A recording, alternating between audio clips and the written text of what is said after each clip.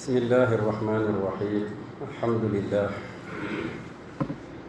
الذي علم بالقلم علم الإنسان ما لم يعلم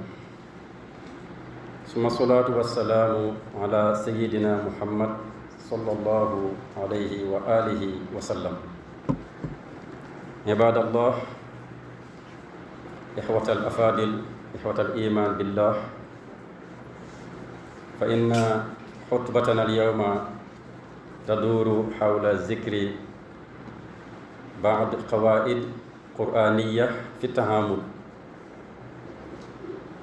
لا شك أن القرآن الكريم هو الكتاب الأقوم لأنه الهداية العظمى والمنهج الإلهي المستقيم الذي يصلح الحياة الدنيوية وكذلك الحياة الأخروية. فنقول القاعدة الأولى هي إن لم يكن لديك دليلا فلا تتكلم. مصداق ذلك قول الله عز وجل ولا تقف ما ليس لك به علم. القاعدة الثانية المستنبطة من القرآن في التعامل حين يعرض أحد فكرته ناقش أدلته ولا تناقش شخصه. مصداق ذلك قول الله عز وجل قل هاتوا برهانكم إن كنتم صادقين. القاعدة الثالثة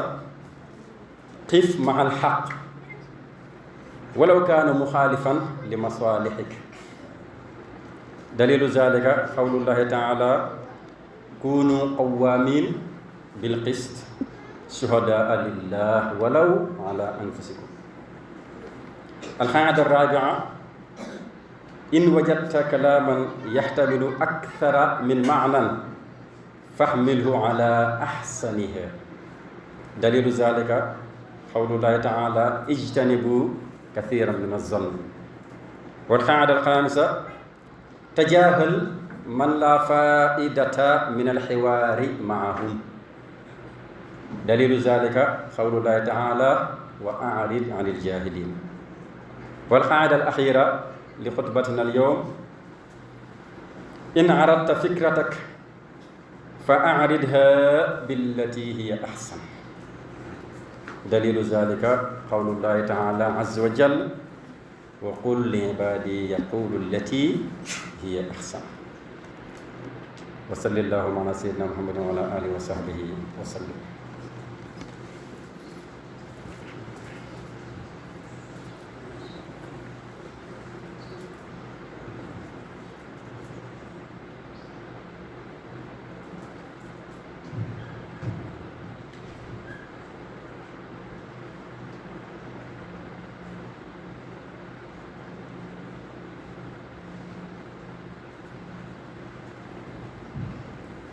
بسم الله الرحمن الرحيم الحمد لله والصلاة والسلام على سيدنا وحبيبنا والنور قلوبنا محمد بن عبد الله الحبيب المصطفى وعلى آله وصحبه ومن تبعهم بإحسان إلى يوم الدين. بوكي جوليت ñu bokkal yàlla suñu xutba tey ñu ngi ko jëmee ci Qur'anul Karim daf ñuy orienté naka la ñu war a jëflante suñu biir parce que yàlla bi ñu yónnee Qur'an yàlla dafa ni lépp lu ngeen di wut ci yiw àdduna ak àllaaxira defal naa leen ko ci biir al Qur'an al Karim. am na si yoo xam ni côté vertical la mooy sa diggante ak sa borom mais am na boo xamante ni côté horizontal la mooy ñun suñu diggante ñun ñu nga tuddee les relations sociales. juróom benn tënk yun indi pour fàttalante ko yéen naka lañu war a jëflante te lépp nekk yàlla suñu borom moo ko wax. kon laata ñuy tàmbali xutba bi yàlla nañu yàlla defal dégg ak topp. dañoo ni boo demee ba mu la wóor ne yow jox na la kàddu te wóor na la yow lii ñuy traité di ko waxtaanee maîtriser woo ko yàlla dafa ni la na nga jéggalu ñu ne la ko baal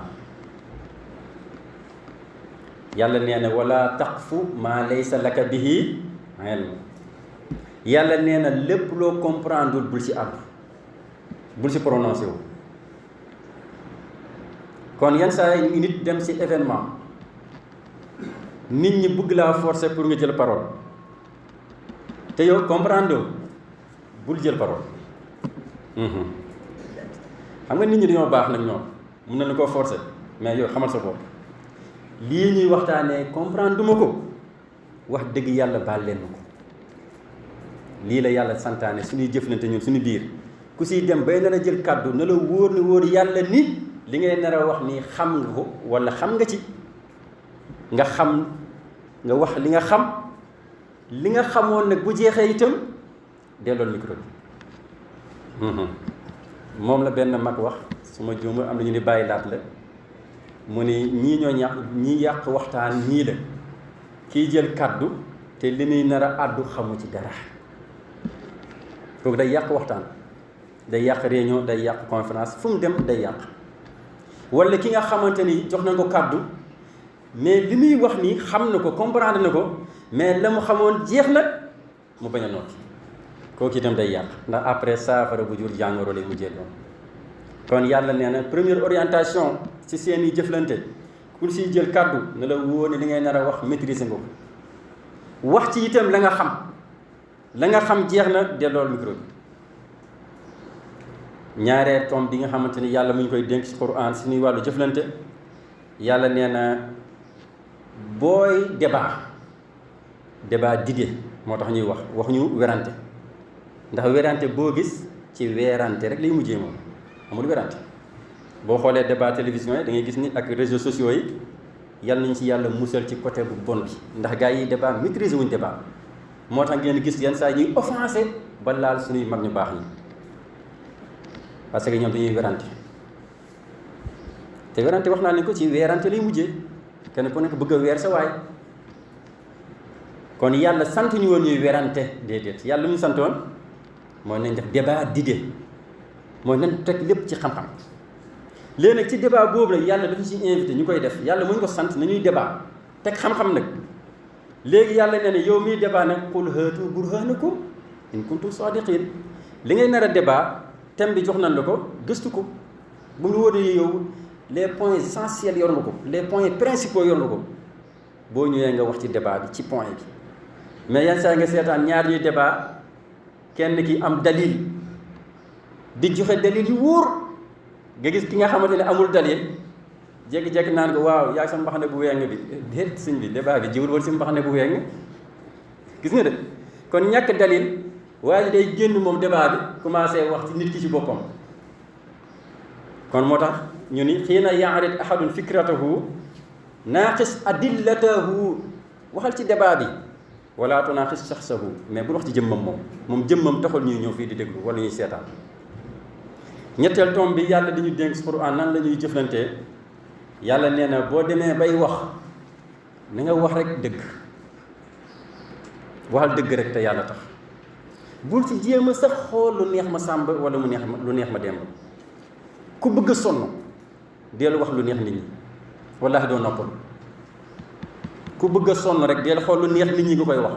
doo noppalu lan moo tax parce que nit ñi mënoo wax a wax ba ñëpp gërëm yàlla mi sàkk nit ñi sax amu ko ndax yàlla newoon na jaamu leen ma am ñu lànk kon yàlla moom si boppam sax li mu bëggoon si nit ñi amu ko ba mu jeex yow nag boo bëggee nit ñëpp gërëm la nag sonn nga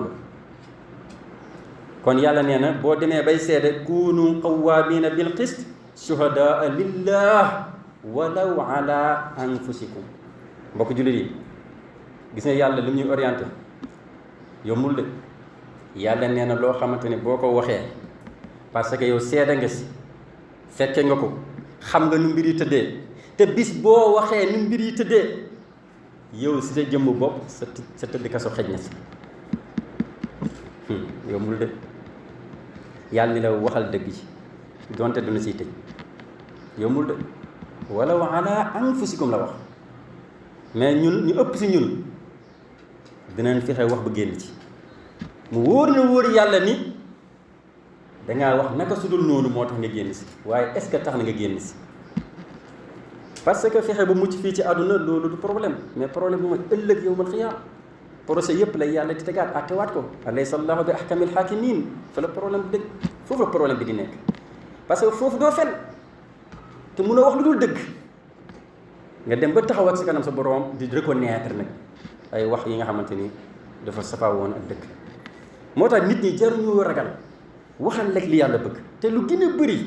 gis nga boo seedee te yàlla tax lu gën a bëri même situation yi bu naroon critique suñu borom da ngay gis mu dikkee la foo ko foogeewul ba jox la solution boo xam ne xaaroo ko woon min xaysu laa yaxtasib ndax yàlla dafa bëgg dëgg yàlla suñu borom di nee na man lii laa bëgg ngeen koy doxalee seen diggante ak ku mën a doon dëgg moom nañ ko wax rek nan wax dëgg rek te yàlla tax yàlla nee na si ñeenteel tomb bi boo demee ba nga xamante ni nit ki ay waxam bëri na noo ko mën a déggee nee na moytul xool toujours lu bon ci moom nga koy déggee noonu côté négatif bi toujours bu ko topp del xool côté positif bi parce que soo bëggee jàmm ji mu ngay dépendre ci yow sa conception rek waaw bëri na luy nit di wax yow yaay tax wax ji garaaw sax déggin moo tax mais am na noo ko doon déggee yàlla xam na ni wax ji garaawul ma joxe si benn misaal rek benn kilifa daa ànd ak doomam bin demee léegi ñuy dox ñoom ñaar doom ji mag la géant borom doole la mais kilifa bi am kum dajeel si mbedd bi seeni mbagg yi laale li ñu tuddee coup d'épaule waajee moom ma nga mer ba ni kilifa bi yow xanaa sa nangam day metti doom ji nar a jóg xeex bàyyi ji ni ko déet dafa ndànk loo nar mun ko mais papa xanaa déggoo kii lu mu la wax mun ko lan la ma wax mun ko déggoo mu saagale xanaa nangam day metti papa ji ni ko non saaga wuma dafa ma posé question xanaa sa nangam day metti question la rek mun ko déet sama doom dara mettiwul kon lan laa bëgg a jàngale foofu gis nga déggin moo am solo mais boo ko jàppee saaga rek day nekk saaga moo tax yàlla nee na si seen déggin yi defaraat leen ko xoolal déggin yooyu ma wax nii boo ko yóbboo si couple yi da nga gis divorce yu bëri yu am yàlla xam na ni si déggin ba la rek mais problème wartu woon am ñun loolu xam na si dara ndax duñ siy dox bu dégg ba cëg yenn saa nga dem di régler problème jëkkër ji ak jabar ji ñoom ñaar ñoo bokk lu ñuy wax ndigat dañoo déglantuwul te loolu ñoo bokk lu ñuy wax de ba xuloo si ba sëy bi nar a tas mais yow boo ñëwee ak sa tey ak sa dal ak déglu leen ñoom ñaar da ngeen leen di xamal ne ni yéen ñaar pourtant yu yowu leen de da ngeen naa dégluwul rek kon yàlla nee na bu ngeen defoon li ma leen sant si Quran problème yu bëri du am mooy ni ñuy déglu bu baax te analyser aussi positivement juróomeel bi yàlla suñu borom nee na loo baax nag am na ñoo xam ni moom jarul ngay sur ak ñoom loolu nag Quran la de waxuñu la nga xeeb kenn nag mais am na ñoo xam ni yàlla moo ni la wa a'rid anil jahilin ki gàtt xel dañ koy teel a wax sa bopp ku gàtt xel dañ koy teel a wax sa bopp mu xam boppam nga xam sa bopp loolu yàllaa ko santaane kon yàlla fi la fiy dénkaane yàllaa ngi wax ni xam baax na mais xàmmee am na solo xàmmee kan nga war a jëflanteel xàmmee kan nga war a siqal yenn wax yi parce que am na koo xamante ni bu la dépassé déedéet yow yaa dépassé lu sa bopp parce que wa a'rid anil jahilin mu ngi ci Quran mooy am na koo xam ni xamal foo yem ak moom tomb bi si mujj mbokk jullit yi ci jëflante yi yàlla nee na wa qul li ibadiya yaqulu lati hiya ahsan yàlla nee na waxal ma samay jaam yi nañuy génnee kàddu yoo génne rafet ca yañu am yàlla waxul sax kàddu gu rafet waxul sax alxawlul xasan déedéet mais alxawlu al ahsan ala sighati af'ala at tafdil yàlla nee na li nga xam ci lu baax man xam naa xoolal yu baax yooyu nga xam nga xool ci la ca gën a rafet yàlla mën na koy ñaan de ni la nga wax loolu parce que kenn ku nekk si ñun xam nga ni am nga loo xam ci lu baax waaye noonu itam xam nga ni am nga loo xam ci safaan lu baax yàlla ne la li nga xam ci safaan maa la ko ñaan dëgg si sa tànk te li nga xam ci lu baax xoolal la ca gën a rafet nga wax ko la moo tax mu utiliser kalimatu ahsan parce que nit mun nga koo wax dëgg mais ni nga ko waxee tax mu lànkul dëgg de déedéet mais ni nga ko joxee moo neexul xam nga nit wax ko dëgg ba pare blessé ko pour man jarul nga koy wax pour man laa wax de xaw ma ne keneen nu ngi koy gisee nga wax ma dëgg ba pare sa dëgg jooju yow nga blessé ma ndax ni nga ma ko waxee jaru ko woon ndax ki gën a yées ci àdduna mooy Firawna te pourtant yàlla dafa ni Moussa ak Haroun wa quulaa lahu qawlan layyinaa parlez-lui gentiment yàlla ne bu ngeen demee wax ak moom neen wax ak moom wax ju nooy boo xamante ne du ngeen ko vexé kon dernier point bi nga xamante ni moom la ñu yàlla dénk ci Qur'an mooy bu ñu demee bay dénkante ak nit ku mën a mel ci yow yàlla nee na fexeel ba bul ko blessé fa tabarakallahu kon mbokk yi gis ngeen orientation yi de yëpp lu ñu tuddee tawjihat al ilahiyya yàlla suñu borom mu baax ni sàkk ñu xam suñu psychologie moom moo ñu orienté nan la ñu war a jëflante kon maa ngi ñaan yàlla suñu borom yàlla nañu yàlla defal dégg ak topp buñ fa jógee itam ñu nekk dëgg-dëgg jullit ni ko yàlla bëggee si ñun jaamu yàlla gërëm ñu dund ba doyal daagu ndànk demee aljanna yàlla fay ñu loolu yaakaar naa ni mettiwul yaakaar naa ni jafewul kon nag ma tawfiqi illa billah alayhi tawakkaltu wa ilayhi unib wa astaghfirullah li wa lakum wa li saa'iri muslimina yaghfirullah lana wa lakum wa qumu ila as-salah